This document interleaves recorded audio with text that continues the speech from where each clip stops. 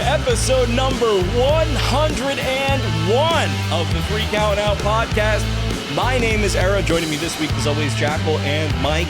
And we have kind of a bittersweet week in wrestling this week. And, well, kind of a bittersweet time in college football in general. We have John Cena's final match Saturday night. His final match ever. Maybe. I truly believe that it probably will be his final match. And then we start looking into the bowl games for college football, and the NFL is kind of getting to that point where, well, the Chiefs ain't going to the playoffs. I have bought exactly $6.24 worth of crumble cookie this week. I won't explain why. Hi. No. My name's Derek. Fuck that crumble cookie CEO. Listen, I made 3 deliveries for Insomnia to offset that. Yeah. Crumble cookie. After the last episode, Dandy and I got a little curious when we did a little deep dive. I can't find out why the crumble cookie CEO is against Penn State. What I can find out is that the company Crumble Cookies allegedly has child sex trafficking charges. Whoa. So I think we're in the right camp to be against them. That's not a bit. That's not a bit. They are in court right now as we speak. I don't expect it to kick off the podcast.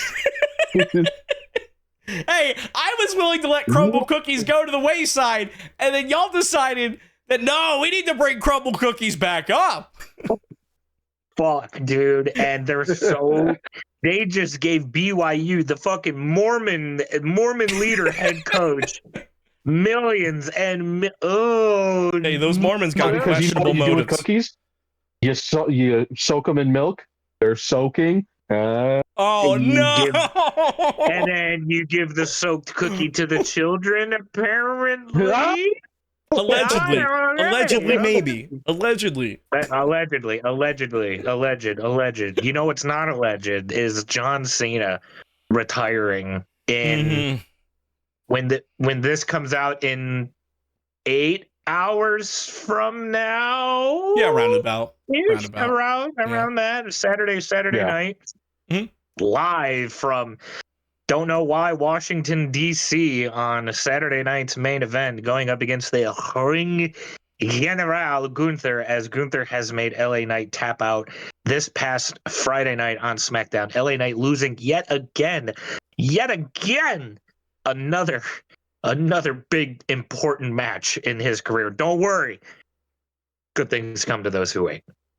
Man, who could have seen this coming? All of this. We saw this coming. Yeah. Pretty much all of the internet, I think, got that one. Every single person in here, and the fact that it was spoiled before the tournament was even announced or the participants was even announced, maybe back in like September at this point, when he was losing a nothing burger match to Brock Lesnar for a C grade on an overall D pay-per-view after $18 gajillion was spent. But what do I know about wrestling? You know, the guy that really needs a push, Gunther, former world heavyweight champion, Gunther. The guy who has been a champ, who is probably, I'm willing to bet, has probably held gold more days in a WWE ring than he has not. I'm willing to bet. We went over that last week, yeah. He has. Oh, that was you that I got that stat from? Okay. I couldn't remember where I heard that from. But, like, he doesn't fucking need this. And I know for a fact that if John Cena was picking names from a list, he probably would have looked at Gunther and gone, oh, that's going to be some really good matches getting up until the end. I don't think he would have gone with Gunther. Maybe I'm wrong. I don't know for sure, but I don't know. We kind of talked about it ad nauseum at this point, week after week after week after week, of does he actually deserve it? He doesn't. He fucking doesn't. Yeah. Well, it's not that he doesn't deserve it. It's that he doesn't need it. And, like, you know, people... We'll get into it in a second, but they talk about other people retiring other people. It's like, well, they were friends. Gunther and Cena don't hang out. They don't talk. And Gunther isn't a young guy that needs it to build. Like, is it going to be a good match?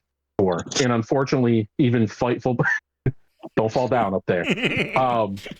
Even Fightful pointed out, like, you know, they might do the dumb thing of like, hey, we're in DC, so we're going to have the ultra American John Cena battle the big angry Austrian, probably beat him, and then wave an American flag to finish it off. Which, if that's the case, I'm going to paint my walls red, white, and blue.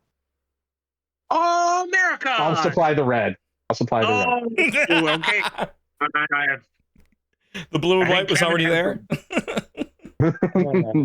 I'm gonna get the white and blue. Then basically what Mike was saying parlays into the next little segment of Jackal screams at the 3 counted out comment section, because whoever you were on this week's upload or last week's upload, I didn't even care to write your name down, but you were in the comment section saying, oh gosh, I don't really understand this narrative going around that it always needs to be a younger guy that gets all these important things, that these important accolades.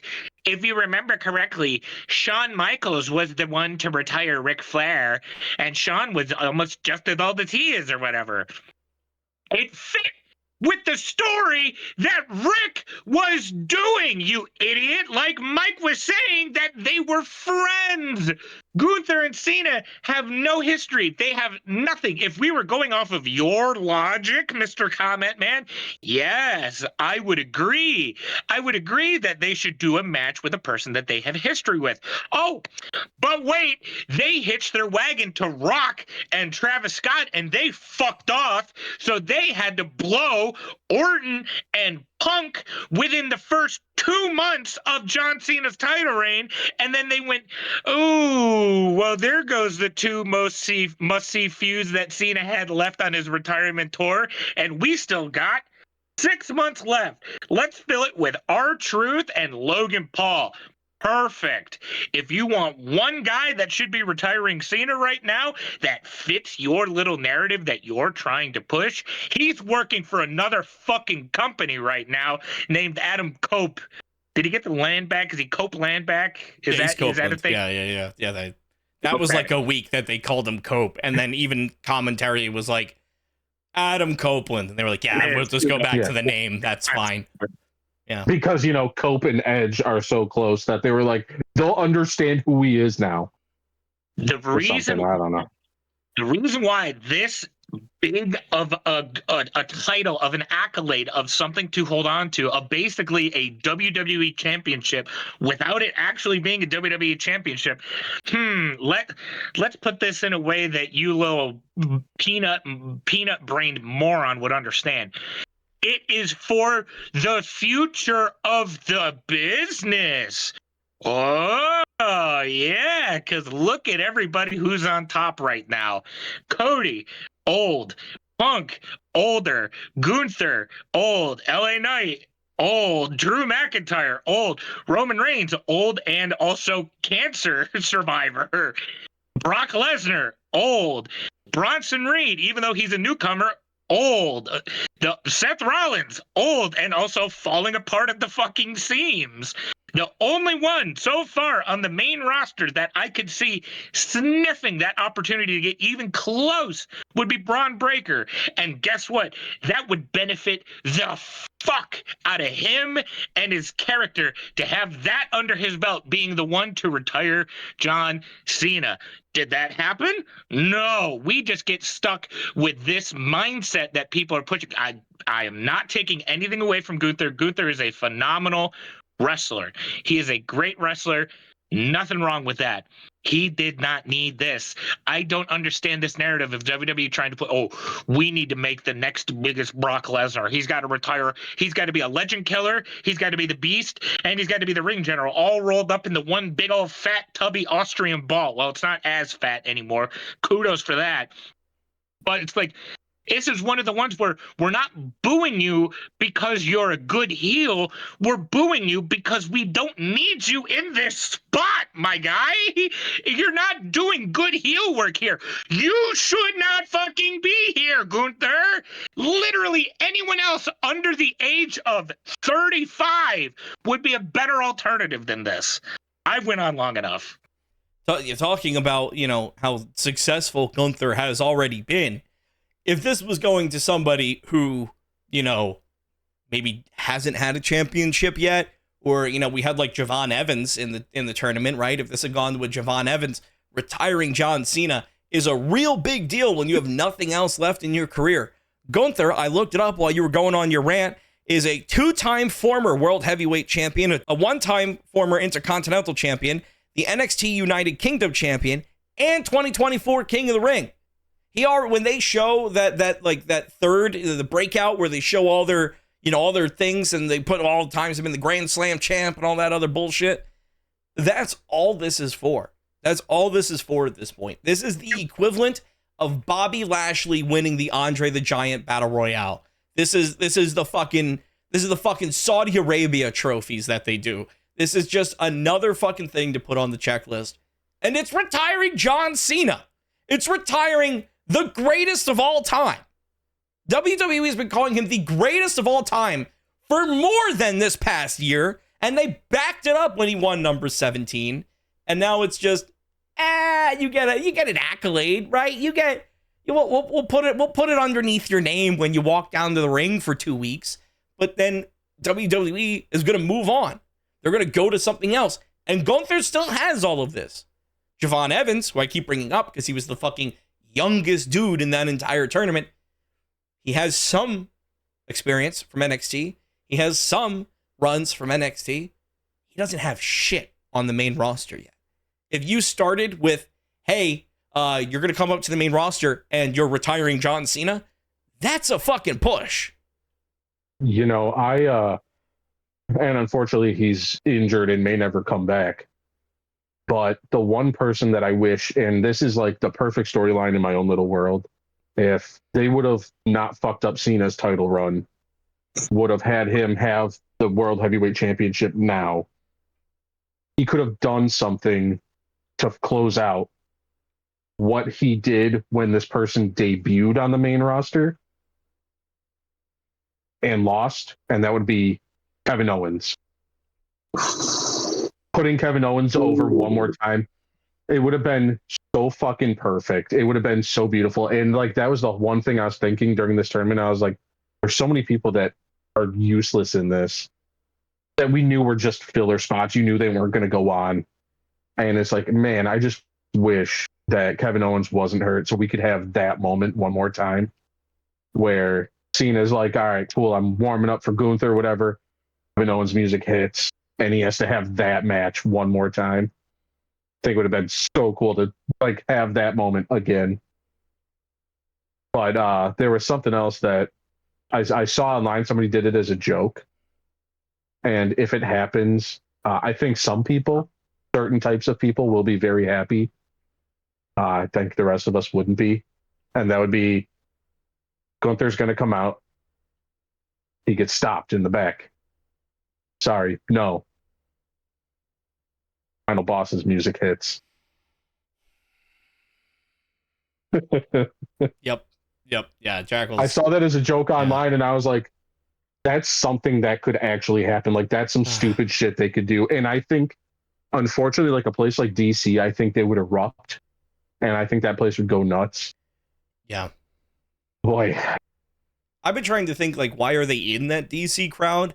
And part of me thinks that the only reason why they're going to DC is because that's not a, like, typical wrestling crowd, right? You're close enough to the Northeast where you're going to get people traveling down that would be going to Madison Square Garden, right? You're going to be getting the Philly crowd coming down. You're going to be getting the New York crowd. You're going to be getting all of those people coming. It's John Cena's final match. People are going to travel. DC, pretty easy place to travel to if you're in the United States. So I legitimately think it's just so that way they can have a non-wrestling crowd. So that way, no matter what, the crowd is there because they want to see John Cena's final match.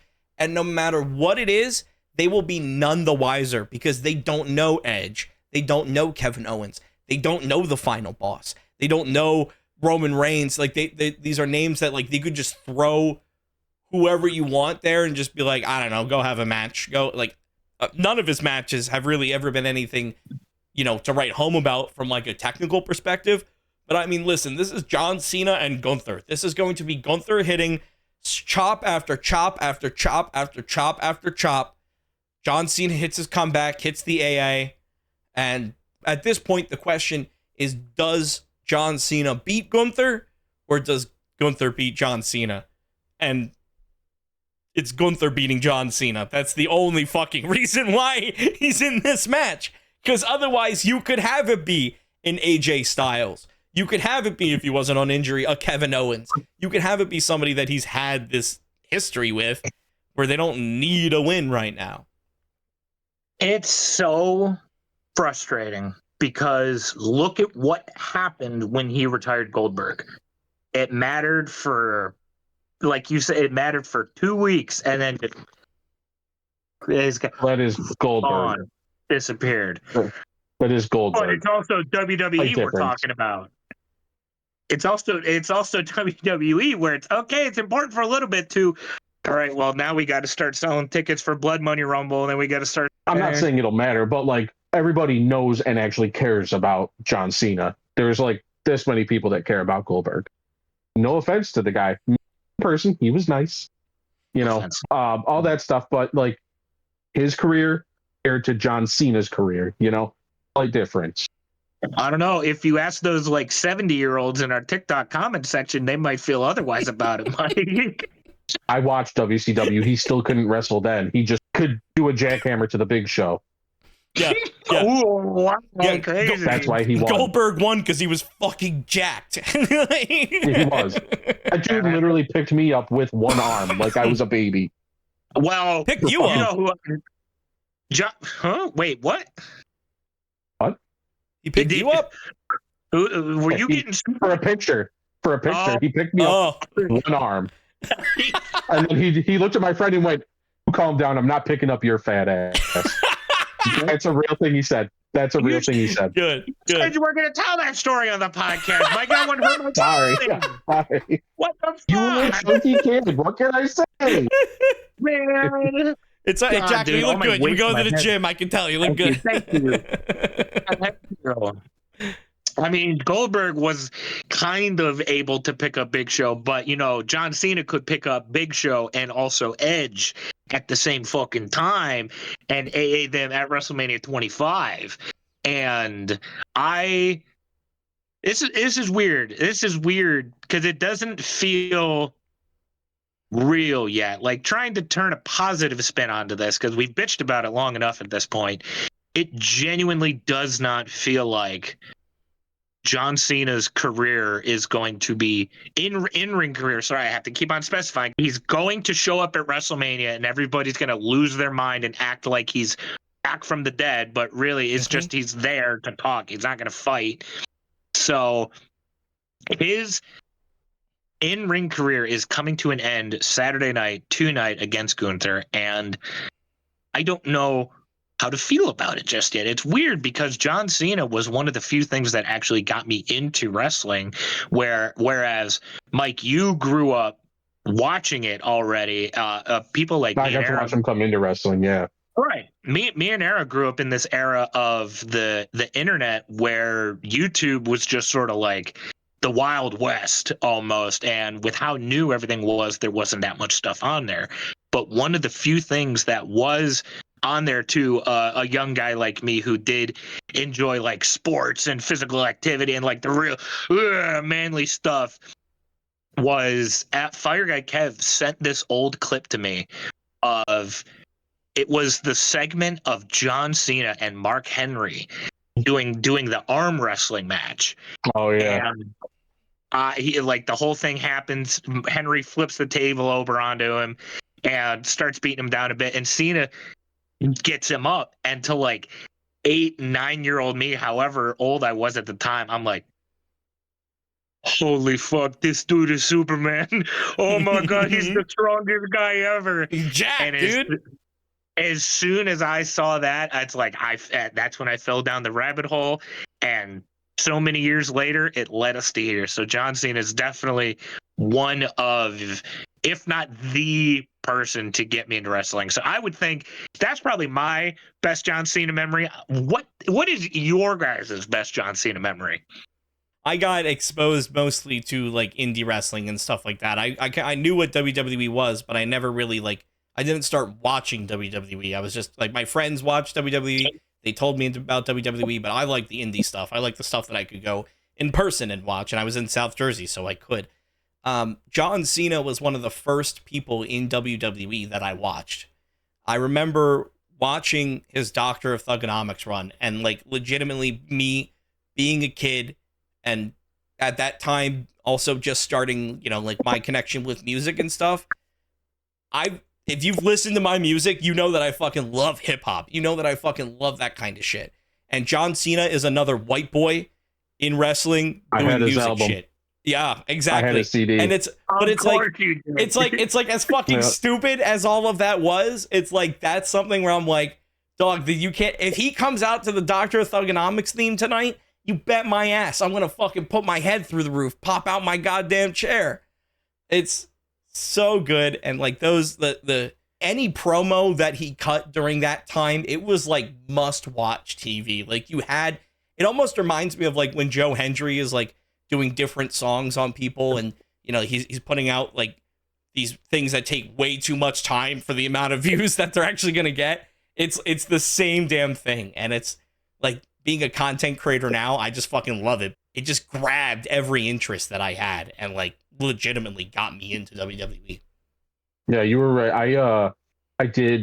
I started in a different era than you. I started with the Attitude Era was really my childhood. So I got to watch like the formation of DX. I got to watch that change. I got to watch the Monday Night Wars because I was lucky enough to have a friend that had cable.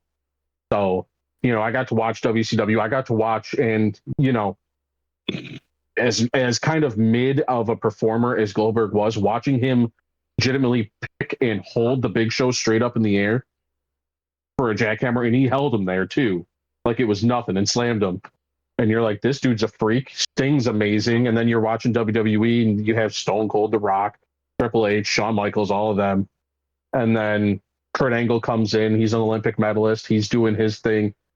I got to watch John Cena's debut, and they did the whole promo of like, what was it? I think it was OVW, or I think that's what it was, that him, Lesnar, Batista. Mm-hmm.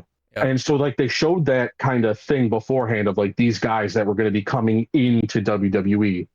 So you're like, okay, just a bunch of jack dudes and one skinny fuck named Randy. Okay. And they pop up at separate times, and immediately the way Cena debuts, you're like, they all debuted perfectly, because his debut was awesome. Almost won, barely lost, flounders in his brightly colored shorts, and then does a try or die with Doctor of Thugonomics, takes off. And it is one of the, in a land of characters, he stands out every week by just tearing whoever he's facing apart in a rap. And it's hilarious. Or, you know, like he feuded with Carlito, where like he got stabbed at a nightclub, and he comes out with his ribs taped, and you're like, shit, did he really get stabbed? Was that a thing? And you find out it was like Carlito that did it. I forgot about the stabbing storyline. I'll remember forever. Because like I was already in that phase. Fuck, I had a John Cena maroon jersey, the number 54 on it. Nice. I was the asshole that wore that. I didn't know people were booing him yet. I wore that shit to WrestleMania. I'm in the crowd getting ready to cheer, and everybody around me boos, and I was like, oh. Like, because Detroit was one of the first places that was like, hey, Cena, you can't wrestle. And it just, that was one of those, as a kid, I was like, oh shit, what is happening? Why don't you people like him? What happened? And it was such a sudden shift. But like, I mean, he's one of those people that regardless, he immediately made an impact, and he stuck around forever. And he was the one they rode on the back of through a bunch of different changes in their company, because he could handle it. You were able to see sort of that transition of like, I would say the beginning of the end of Super Cena at WrestleMania 23, whereas myself and FGK, on the other hand, we were at WrestleMania 10 years later after you, to see the proposal for the marriage That never happened. Yeah. Love it. Oh, Gotta love a wrestling Yeah. wedding. Gotta love it. And that son of a bitch on the green screen right there was able to see John Cena's last WWE Championship defense live and in living color. Mhm. God damn it. Three Also- very various experiences. Yeah, Also got to see once in a lifetime, which then turned into twice in a lifetime. Got robbed. well, Yeah, sure. gee, of course. How can I forget? Yeah. Yeah, the whole WrestleMania I went to was fantastic, but like seeing the crowd shift on Cena of all people, like he went from, on TV every week he was getting cheered, and then he came to Detroit and everybody was just like, "Hey, go fuck yourself. We don't like you." And it was just one of those wild moments because, Undertaker cheered, Batista cheered, they faced each other. It was Undertaker, Shawn Michaels. Yeah. And they both got cheered and they were great. Shawn Michaels got cheered, but Cena, man, nobody gave a fuck about him. There I was trying to like, see, I'm a new shirt. I'm not wearing anything. Yes, okay.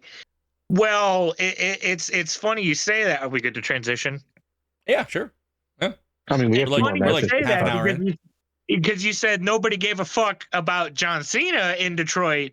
Because right now, nobody also gives a fuck about the fucking Fighting Irish Notre Dame. We're going to open up that fucking can of worms first. All right, perfect. Our college football update.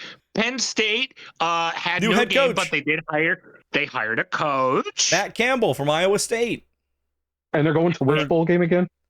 The Bad Boy Mowers Pinstripe Bowl. Yeah. Okay, which that's at least a fun one. Dandy said, and I quote, "Sounds like a bad porno."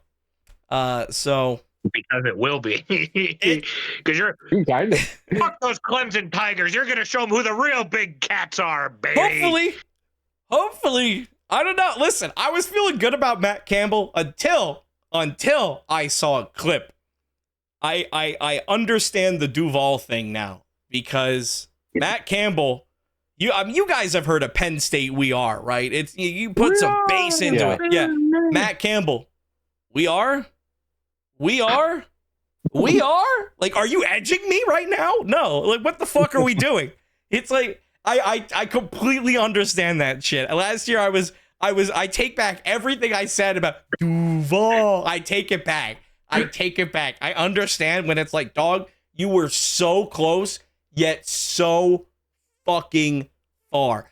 At the end of the day, though, I do feel good about Matt Campbell because Iowa State has been pretty successful. I feel like most of theirs, like when you're looking at their program, most of their problem is that they're a Big 12 school with no fucking money. Penn State, you get a lot of fucking money for football. So a lot more resources available to him. And I was looking into the like contract and stuff, and there's shit where it's like, he ain't leaving. He ain't going anywhere. It's tied down this time.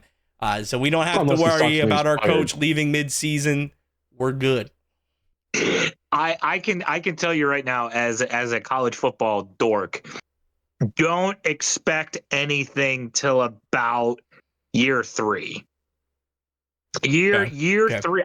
Matt Campbell. I will not remember that this time next year, but I'll right now I will be rational and sane and say, yeah, that sounds like it makes sense. You need to build a staff and get your students. However many months from now, when college football starts up again, blood pressure's up here. Matt Campbell is a very roller coastery type of coach, but year 3 Matt Campbell is kind of a lock, like a guarantee at every school he's been to. I believe the 3rd year he was at Iowa State, they were, I think, 1 game away from making the college football playoffs. So he's got, it's just, you got to survive that roller coaster ride to get to the up, So we'll see what happens from there. Michigan had nothing happen. Not a fucking thing. They're going to face Texas. Which we're just playing for Cheez-Its. Yeah, Michigan just has to pray that Cheez-Its are good. Bunch of people doubt so that they can declare for the draft. Mm-hmm. That's hope number 1. That's big hope. And then they also have to hope that they can get to Arch Manning enough at the beginning of the game so that he panics. Because a panicky Arch Manning will throw the ball to anybody but his own receivers. A panicking mannequin.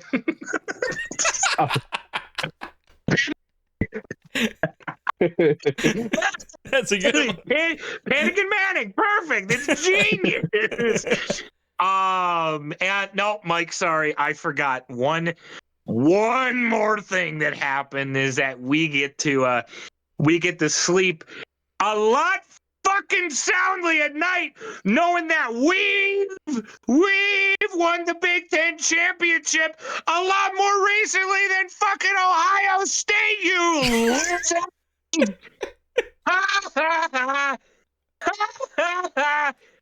Hey, 13-10, jerk offs. How about you go shake another 2-yard fucking field goal, you pieces of shit?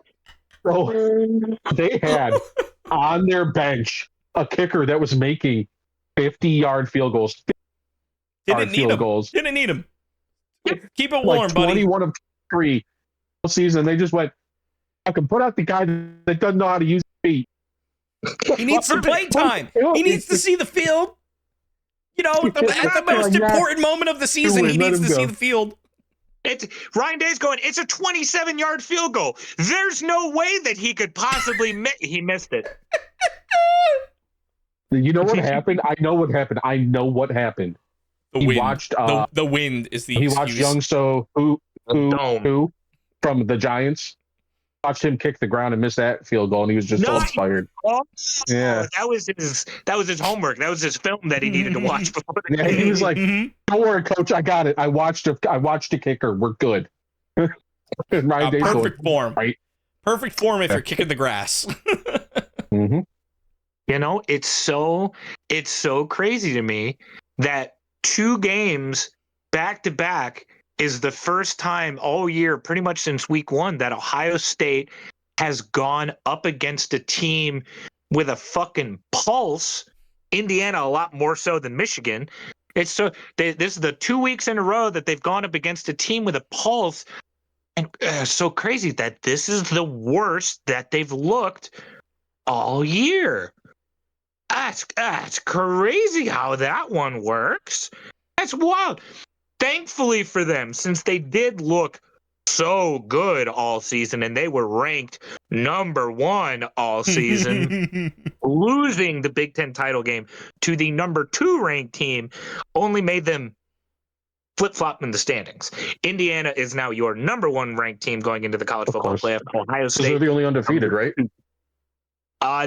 Indiana undefeated. Ohio State went undefeated in the regular season. Only loss is the conference. Yeah, that's what I mean. Yeah. Yes. Indy's the only currently undefeated team. Yes, which is absurd. The only team. There's only one team that shouldn't be in that college football playoff, and that's Bama. But we know where the money goes. I'll get to that one, Mike. I'll get to that one, Mike. Real quickly, I think I might have them memorized. 1, Indiana. 2, Ohio State. 3 is the SEC champion, Georgia. 4 is the Big 12 champion, Texas Tech. 5 is Oregon. 6 is Ole Miss. 7 is Texas A&M. 8 is who's 8? Oh, who's 8? I think 8 is Oklahoma. 9 is Alabama. 10 is Miami. 11 is Tulane, and 12 is James Madison University. I believe I nailed that. James Madison University, holy shit! Yep. Because you may notice that there is one team currently missing from those rankings that a lot of people think should be there, but in my big old football brain, there are 2 teams that are missing from the college football playoff that aren't there. That my big old football brain knows the exact reason why, and one of them's fucking Notre Dame. There is no reason on God's green earth that Notre Dame belongs in the college football playoffs. God, no. Oh, no. Fuck no. Because here's the one big old rule that everybody just so happens to be forgetting about right now. there are five guaranteed bids for the 5 highest ranked conference champions. Let me say that one more time. 5 guaranteed seeds for the 5 highest ranked conference champions. Indiana, Big Ten. Georgia, SEC. Texas Tech, Big 12. And normally the Pac-12 has disappeared. And for instance, last year when Clemson won the ACC, Clemson was a 4th team, and there was a 5th team, a little team called Boise State, who won the Mountain West, led by Ashton Genty, who was ranked in the top 10 all season. We gotten 3 down. Boise State fell off a fucking cliff, so they're nowhere near it. Clemson is too busy in the bad boy buttfucker club with Penn State or whatever the bowl's called. Hey, we're riding our lawnmowers around cutting the grass. Field's going to look real great. Hell yeah, I'll watch that game. Immaculate field. The ACC has cannibalized itself. They ate themselves. They tried to basically murder each other because the ACC championship game was Duke versus Virginia. And notice how neither one of those 2 teams are near it. I don't even know who fucking won. I'm assuming Duke won because Duke was unranked. Virginia was 18th ranked. If Virginia would have won that game, Virginia would be taking the place of either JMU or Tulane because they are a conference champion. I just solved it. You just made me figure it out. Okay, let's hear it. There's a little championship game this weekend. Or this weekend or next weekend. Between 2 teams that we know it's going to be action packed. Yeah. For a conference called The Mac. The Maction. The Maction. A little Maction in the college football playoff. Let them go nuts. Tell them like, hey, fucking kill everybody out there. Just go play your hearts out, kids. Oh my God. Mike, we could have got Western Michigan out there. We could have got Western Michigan in the college football playoffs. No, damn it. Could you imagine the fucing MAC winning a natty? Any team in the MAC winning a natty? Could you imagine beating fucking Georgia table for a natty?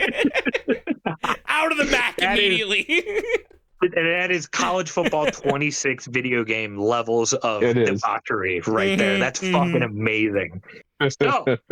So, to continue, it is not JMU or Tulane's fault that the ACC destroyed itself from within. They are going to pay for it. They are going to pay for it. Don't get me wrong. That I'm not defending in the slightest. Both of those 2 teams are going to get fucking dog walked. Don't get me wrong. It's just within the rules that they made, everything makes sense. Those 2 are conference champions. They are the highest ranked conference champions after the big 3. So that leaves 3 teams left. Big 3 teams playing for 2 spots. Those 3 teams are Alabama, Miami, and Notre Dame. Alabama is the tricky one because they do have 3 losses. But one of those losses is in the conference championship game to a team that they already beat prior in the season. There is a team that I just mentioned that cannot play a conference championship game whether they fucking like it or not. Notre Dame's still independent. We're protecting our brand. We're protecting everything. We want to protect Rudy and touchdown Jesus. Get fucked, you Christians. Join a fucking conference, you cowards. Fuck's sake. So Alabama cannot be punished. You can edit that however you like. I don't care. I mean, do we care about pissing off? I don't care about pissing off Notre Dame. It's fine. Fight us. Alabama, therein should not be punished for losing that game that Notre Dame cannot play in, whether they like it or not. So I think Alabama gets the edge regardless, since Alabama has a lot tougher of a schedule than, let me check, Navy, Stanford, Syracuse, and other ACC schmucks that played no sort of strength in the Notre Dame schedule. So I think Alabama gets the nod over Notre Dame. And that leaves two: Miami, Notre Dame. Gentlemen, there was a game at week 1 of the college football season this year that we all said was the game of the fucking week. And that was Miami versus Notre Dame. And who won that matchup? That'd be Miami. Head-to-head matchups should matter. I don't care when they're fucking played at any point throughout this season. If I play Era and Era plays me and Era beats me, but I have a better record, but it's either me or him that's going to make the playoffs, Era should get in over me because he already has the advantage over me with a win. It's not that hard to understand. It's an anti-Notre Dame narrative. They're out to get Notre Dame. The ESPN hates Notre Dame. They're out to get us. They're not. They're really not. And do you want to know what these big old strong Irish, the big tough fighting Irish did in response to being left out of the college football playoffs? They denied the Pop-Tart Bowl, and they are going to opt out of bowl season. Sucks to be a senior there. Why? Because your coach just went. Because they got snuffed out of the college football playoffs era. So now they're going to go into a corner and they're going to stick it to ESPN. They said, we'll show you. We're not going to play in any bowl game. You're not going to get any of our money. We're not going to travel. We're just going to sit home and pout. Hear me out here. If you wanted to prove to people that you were, worth the spot and that they shouldn't be laughing at you when your name is brought up, why not try to go for a playoff spot? I mean, you're not going to get one of the guaranteed spots, right? Like, there's only 5, but there's more than 5 playoff spots. Mm-hmm. Plenty of room. Notre Dame has gotten to the playoffs plenty of times. Last year, they were in the title game. Yeah, this year they would have pretty much had to have had 1 loss or no losses in order to make it in, and their team wasn't capable of that. No. The real easy way: don't lose. Don't lose. Oh, we lost on 1 field goal to Miami, and we lost on the last play of the game to Texas A&M. You want to know a real easy solution to avoid that? Don't fucking lose. It's not hard. It's really not hard. So now you're just gonna quit on everything. You're just gonna quit when things aren't going. When the going gets tough, Notre Dame quits. Got it. Understood. And everybody's trying. They're so brave and strong for sticking up to the ESPN. They're really going to show them what for. No, the fuck they're not, because ESPN is just going to call the biggest non-bowl eligible team imaginable to try to refill that spot with another brand. Hey, guess what? Florida wasn't fucking bowl eligible, but I'd argue Florida is just as equally of a brand as Notre Dame is at this point. They'll happily go play for fucking Pop-Tarts because they weren't planning on doing so anyways. It's not going to prove a fucking thing. Oh no, some rich white CEO, instead of making $10 billion, he's only going to make $8 billion. What the fuck are we talking about here? Like, you really? This is the hill you're going to die on? Whatever, man. Whatever. Yeah, I mean, if you really wanted to show how big of a badass your team was, you go to the Pop-Tart Bowl, you put up 60 on the other team and go, hey, fuck a dick. This is why we should have been there. Thank you. You guys, I'm going home. That's like, it. At least go let your seniors have some fun before a lot of those guys aren't playing next year. They're not going to the NFL. Most of your team is not going to the NFL. You don't have many people that are going to be, none are going to be first round. Might have some 5th and 6th. Ooh, maybe? No, wait. I know one I can ready here. I'm going to name every single Notre Dame player that's going to go to the NFL. Jeremiah Love. And that's it. Yeah. Sounds about right. Yeah. So instead of having that one hopeful game, they just took it away. Sorry, guys, your season's done. Fuck off. You would think with a school like Notre Dame, they'd be kind of into things getting like, sort of like killed and resurrected and brought back from the dead or something. But, what the fuck do I know? Just because it's Pop-Tarts, the Pop-Tart, Oh, getting right. Yeah, I forget there, the there you go. Pop-Tart resurrection. It's starting to turn a little bit. And then the hamster's not running at full speed. But I think we've bitched enough about that one. There's something else that we can come together and bitch about collectively, and that is our unified hate, our disdain of the Dallas Cowboys. Because we may have had our differences a couple weeks ago, but we got your back. We got your back. We fucking embarrassed them on fucking Thursday Night Football. And it was a close game. It was a close game. They kind of moved the ball a lot, and then willingly, George Pickens, whenever they wanted. Yeah, they kind of really did that, and the defense really couldn't stop a nosebleed at certain times. And the only reason they stopped scoring as much is because CeeDee Lamb got a concussion, and then George Pickens just said, "I don't want to play anymore." Well, hard to be the only weapon on an offense, True. Everybody has to just go, hey, we just got to stop that guy, that one guy. Wait, why am I getting triple teamed? I don't like this. I'm not a fan of this one. I don't like it. It was a good game. I think the understanding of Dan Campbell now is like, really, we do have a Barry Sanders 2.0 here. We have what Saquon is to Philadelphia, Jahmyr Gibbs is now to Detroit. It's just sort of give the ball to Jahmyr and hope to God that we win sort of mentality from here on out. And if it works, sure. If it doesn't, at least we tried. It's going to work until Jahmyr Gibbs gets injured or something horrible, and then it's luckily, David Montgomery doesn't suck. No, he's very good. Yeah. Fantastic running back. Yeah. He's really good in Chicago. He came here. He's even better. And he's a great change of pace back because he's so physical to the speed that is Jahmyr Gibbs, where some teams can stop speed. That's why you have a guy that punches them in the mouth. And all of a sudden they're going, we didn't plan for that one. And all of a sudden he gets like 2-3 touchdowns and 100 yards. And it's a good combo. It's just right now, two things. First, if you're a Detroit fan and you're saying Dan Campbell needs to be fired, you're a fucking idiot. That's plain and simple. The guy has only improved the team since he's been here.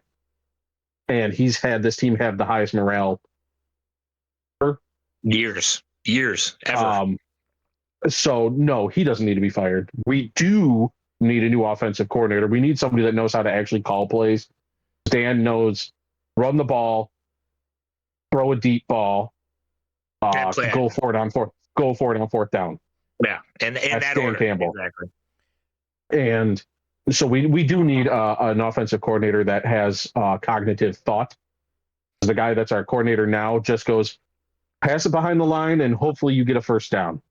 The fucking guy we have now is getting stuck up in the booth upstairs with an Applebee's kids menu and a box of crayons, and he's just coloring in the menu the entire game. It's either that or you have to give him like the special helmet on the sideline, and we can't have that.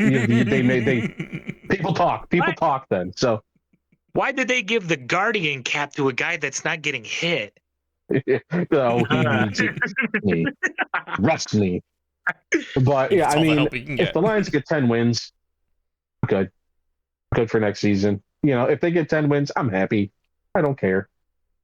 Four games left, and there's still a team that has 5 games left because kickoff should be here in about 15 minutes, I want to say, as the Philadelphia Eagles are flying all the way out to SoFi Stadium. They'll be in the stadium now where the Lions are going to be this weekend playing Jim Harbaugh and the LA Chargers in the Monsters, Inc. Monday Night Football special, baby. Boy. Is Herbert still out or is he back?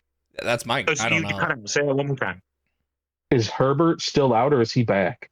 I believe he's questionable. I don't think they've confirmed. I think he's a game time decision. He's one of those broken bones fellas, and the season of, hey, your quarterback's broken, play him anyways. Well, it doesn't help that both of his starting tackles have essentially been hurt since the beginning of the season. So Herbert is in for this Herbert's game. in. Mm-hmm. Ooh.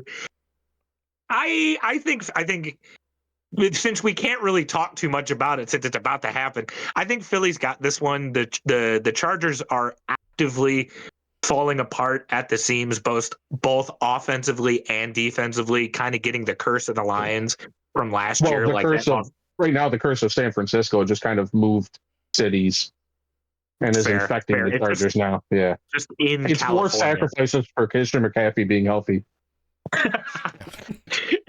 If a Chargers player dies tonight, I'm putting all my money on a Christian McCaffrey anytime touchdown this weekend.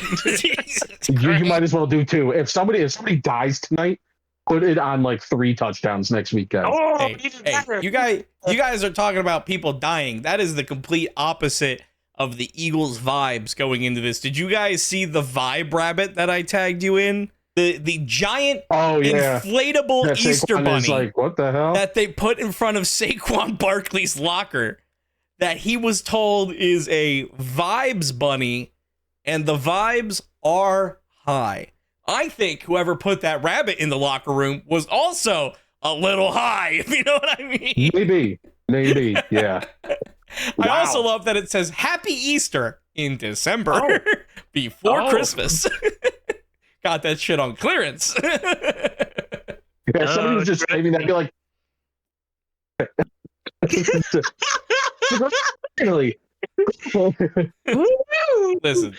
If the vibe rabbit works, I won't question it. Okay, if we win tonight, it works. Cool, awesome. If it doesn't work, we need to fire Kevin Patullo, and I will go back. I mean, I have never been to New Jersey, but I allegedly maybe could go back to New Jersey. Maybe allegedly. Just saying. I'm very interested to see happen, because I feel like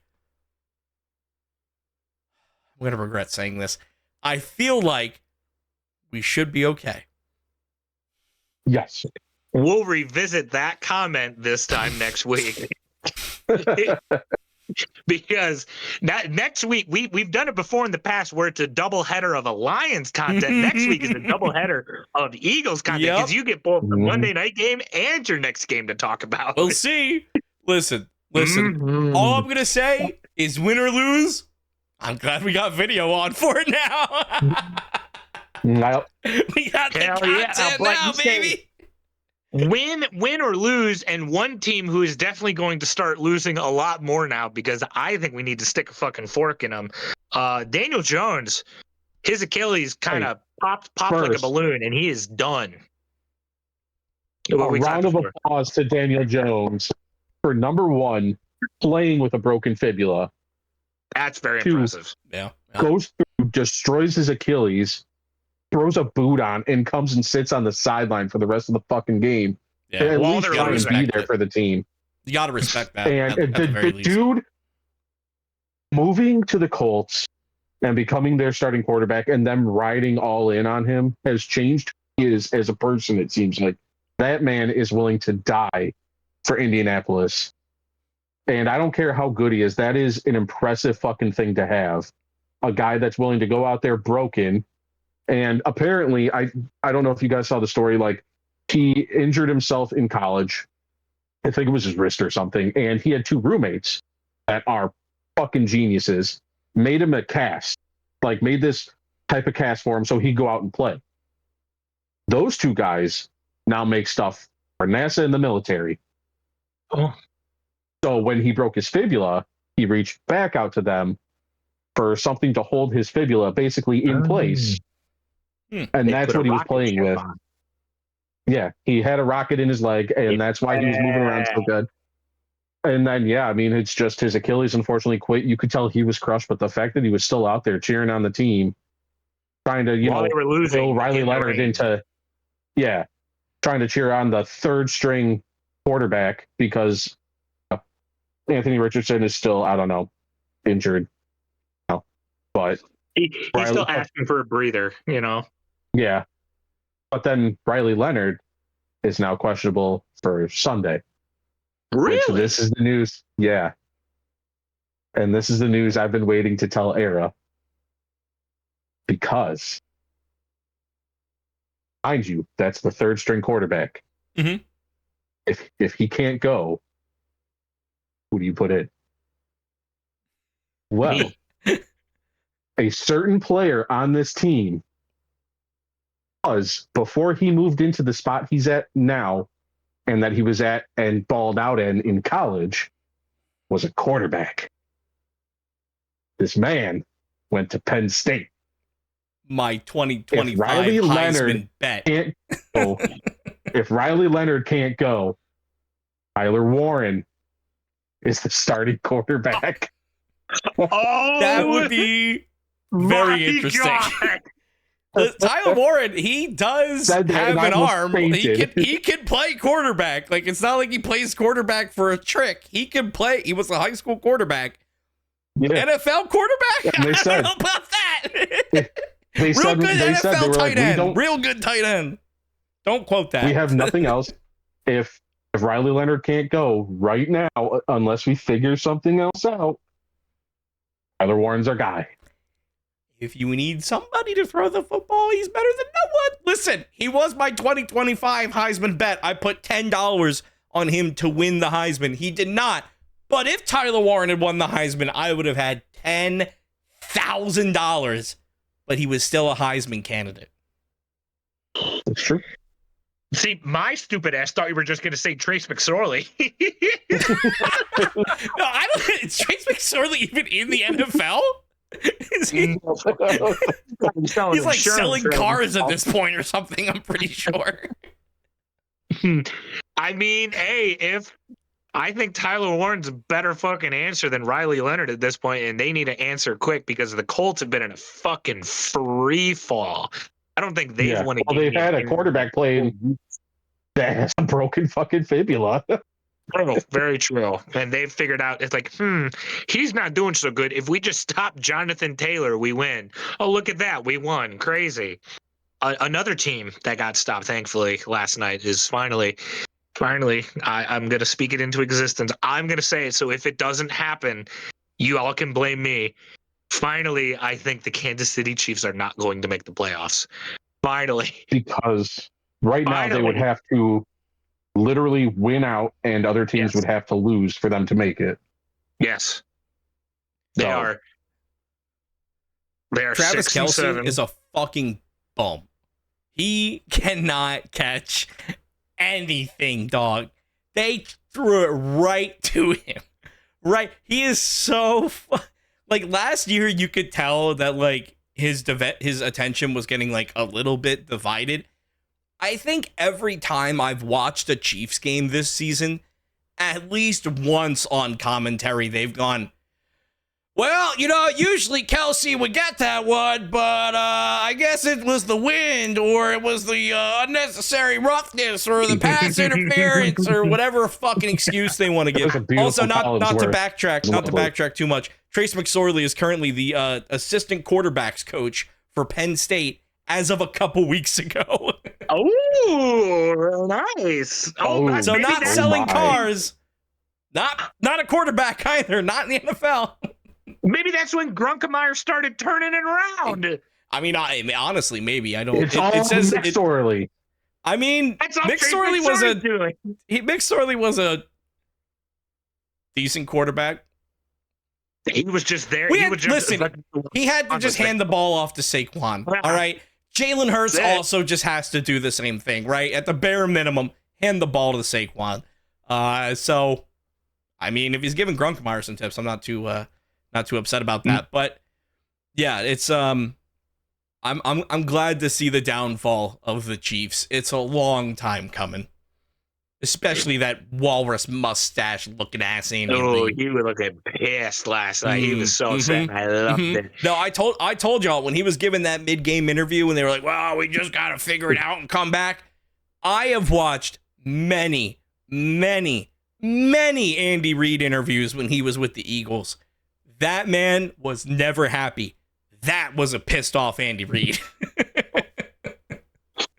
I think I overheard Mike, you say it at one point. Collinsworth was struggling all game of like trying to make heads or tails. Oh, you see, that's just an arm punt by Patrick Mahomes. There's real tactical move by Patrick Mahomes. I just wanted to quick bring up because oftentimes I don't enjoy listening to local sports radio with old men that think they know a lot more than normal people do just because they're on radio. That was my first mistake of listening to it. However, they did bring up a good point. They did bring up a good point because I pose a question to you guys that they posed to the listeners today. Alfalfa sprouts. I have two questions to pose to you guys today. Is this Josh Allen's best chance to make it to the Super Bowl this year?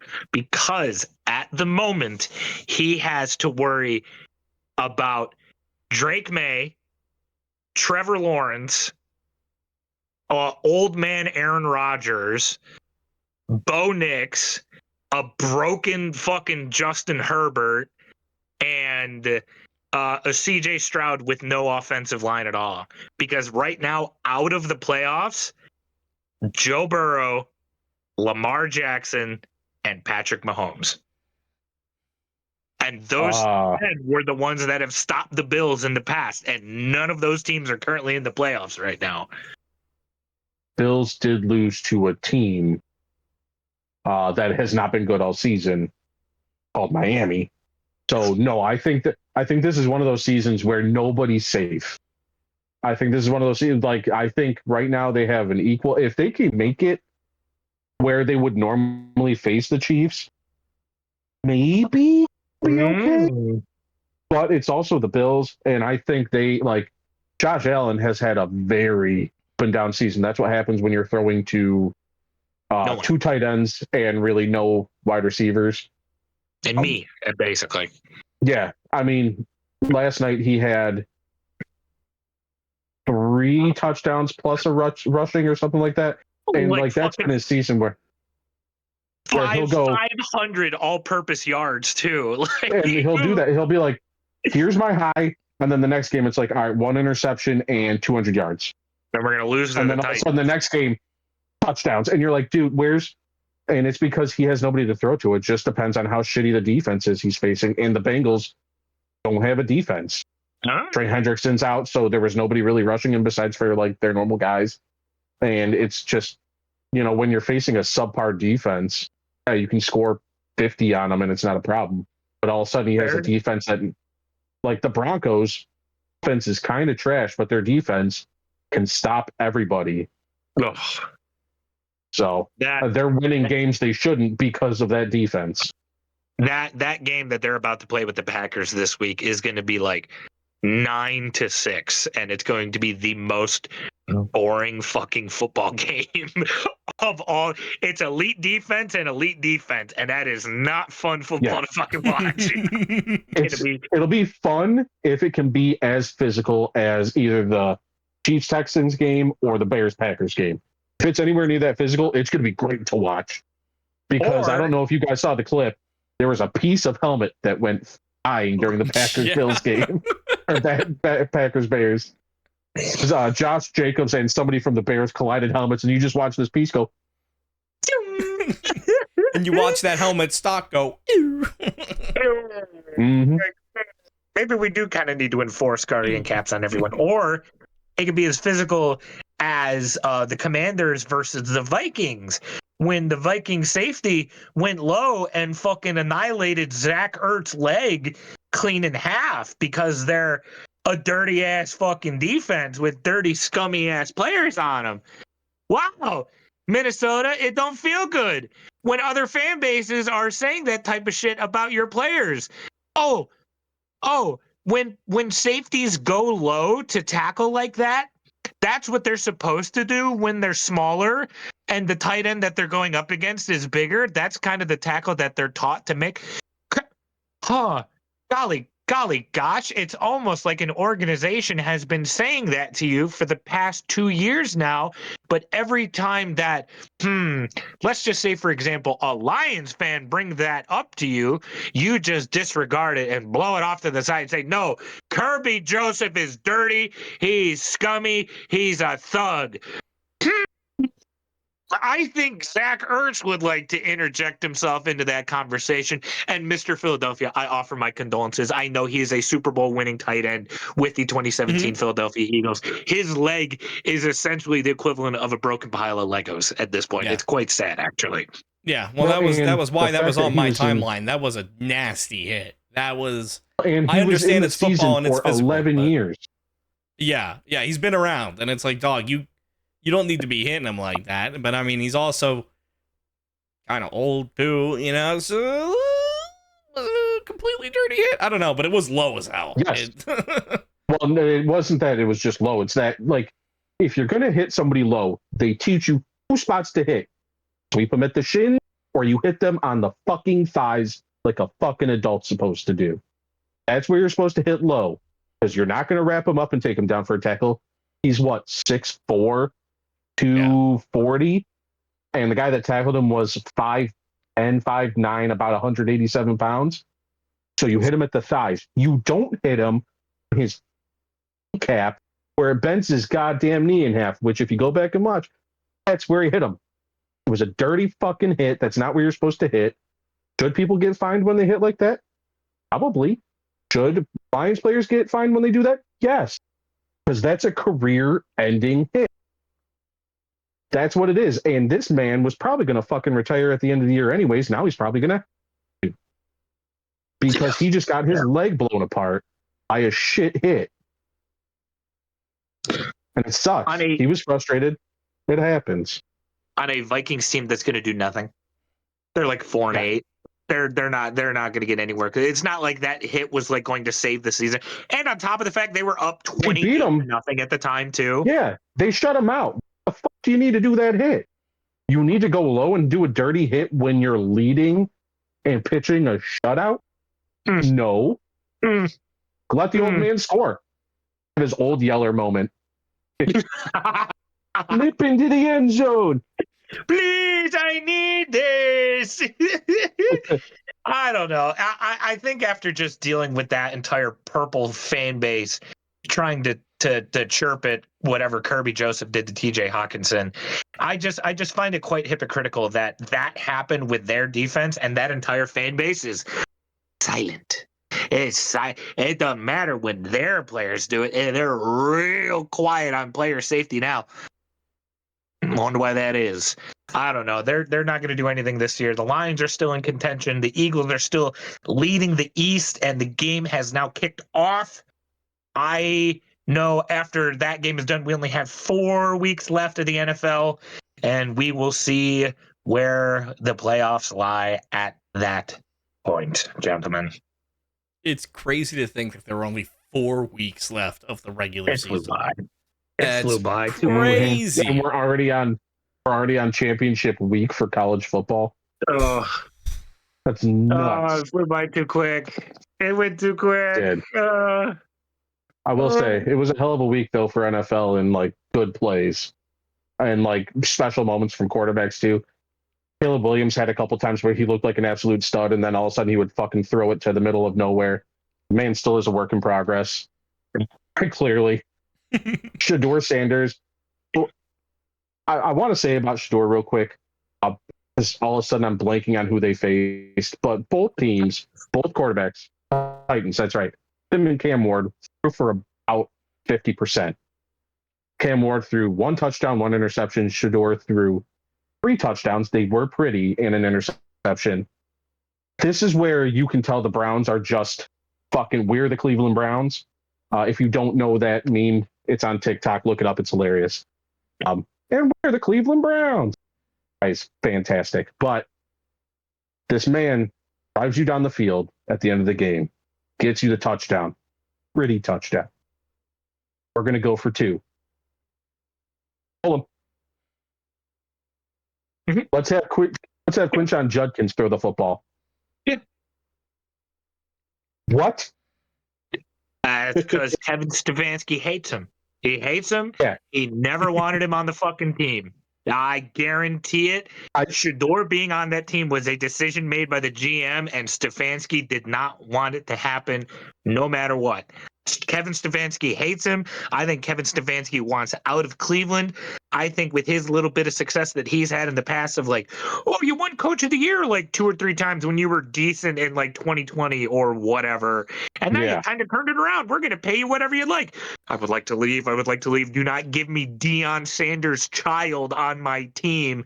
Let me out. You don't fucking like him. And turns out, wow, Shador can actually kind of hold his own in the NFL. Too bad. I think it's his guts, though. Yeah, I think if they can somehow get rid of Kevin Stefanski, have a semi-competent head coach, keep Shador a starter, build around him, because you already have Quinshon Judkins, who apparently got cleared of his charges. I'm assuming either that or they just aren't not being charged for anything right now. Yeah, no, you're good at football. Never mind. Between that, Shador, they have a wide receiver, Jerry Jeudy's made. They have 2 really good tight ends right now, Njoku and Fannin, but Njoku's probably going to leave. You have Myles Garrett on defense. The rest of your defense is okay. They have pieces, like build around Shador. That team could be good. Does have promise. He has potential. Browns have something there. They just have to actually commit to it and not go, none of these quarterbacks work. Let's go pick up another 57-year-old next year. Hey, Aaron Rodgers, I know you lost in the first round of the playoffs with Pittsburgh. You want to give it one more go? oh, he hung up. No, shit, never mind. He would have even less wide receivers than just DK Metcalf. Exactly, but we won't know any of that until this season comes to a close first. I want to end this on a positive note. Oh, happy. Okay. I like happy. So, Era might be able to back this up as well because he's going to be the one on a computer. A TikTok showed me funny names of college football players at the beginning of the season. We all got a chuckle of that. Rowdy Beers, all of them. A guy on Eastern Michigan, Noah K. In fact, Noah. Yeah. Can I tell you, college basketball didn't just compete. It might have beat college football. There's a dude, and you can look this up and tell me if I'm lying or not, Era. Mm-hmm. There's a man playing college basketball right now. His name is A Million Bugs. No, wait. His first name is A Million. Uh-huh. His last name is Bugs. Oh my fucking god. And it's A million bugs. A million bugs. Like the A million bugs. There he is. Oh my god. What the fuck? For the first like 2 or 3 times you said, I think you said $1 million like dollars. No, bugs. Like, BUGGS. Bugs. And not to compete with that or anything. University of Central Missouri. Oh, yep, there's a white boy out there. His name. I hope he's part Indian, I swear. Part Native American, I'm sorry. His name is Tennessee Rainwater. That's a good name. Tennessee Rainwater. Oh, yep. This is a real man too. Yep. Tennessee Rainwater, Utah Tech University. Oh my Tennessee God. Rainwater. He looks like rainwater. He looks like I went to the create a character on Sims and hit randomize. The fuck? I swear, there's like a list of the 25 best names, and I almost passed out from laughing. These people. Hey, that sounds like 2 good. separate teams. There's an always right and an all right. Always right, WRIGHT, and all right, WRIGHT. Incredible. I don't know if they're related or not. But, oh boy, college football or college basketball names made me almost pass out at work. Oh, Legitimately. great. It almost made me watch because I'm still not gonna.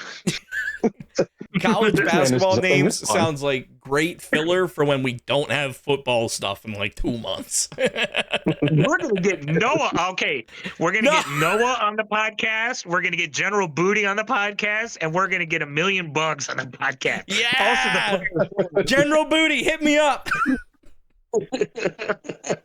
We'll get Cam Scatabo on the podcast. I feel like he's not doing nothing. He's on Twitch. Hey, Cam Scatabo, if you want to come on the podcast, we're more than happy to have you. I ain't gonna say no right now. Who knows? Yeah, headbutt a chair or something. We'll record it. Why not? And hey, if you want to be on the podcast and reach out to us and you want to know where to do that, if your name is Cam Scatabo, you can go to youtube.com/3countout podcast or anywhere that you get your podcasts.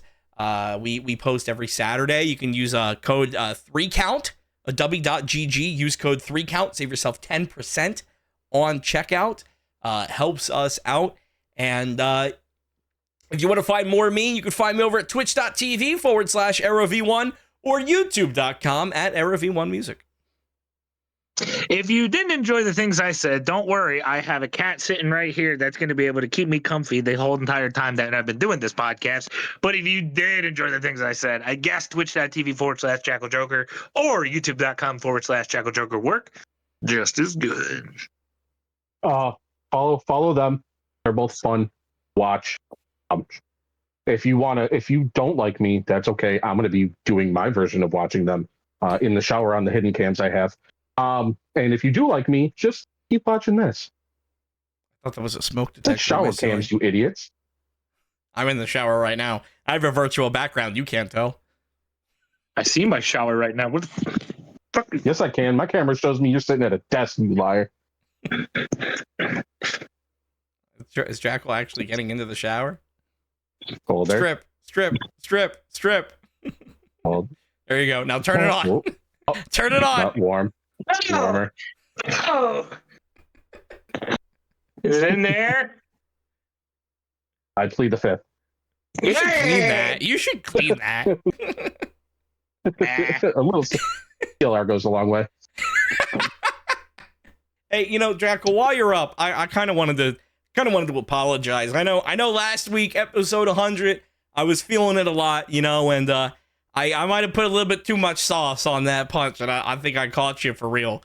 So I'm sorry about that, brother. Didn't mean to catch you. Thanks, man. I appreciate it. The reconstructive nose surgery. It looks the reconstructive great. nose surgery went really well. I paid a lot of money for it. It kind of helped out a lot. But it's much enough. Oh! Yeah, Mike, count it. I got the comment. God, why is it so violent? All right, one, count it. 2, 3. Yeah, yeah, you're good. Ring the bell. I didn't punch my phone across the room because I wasn't that committed to the hit. No, but you did hit him square in the forehead. He's not getting up. Jesus fucking Christ. Oh, there he is. Okay. Oh, whoo!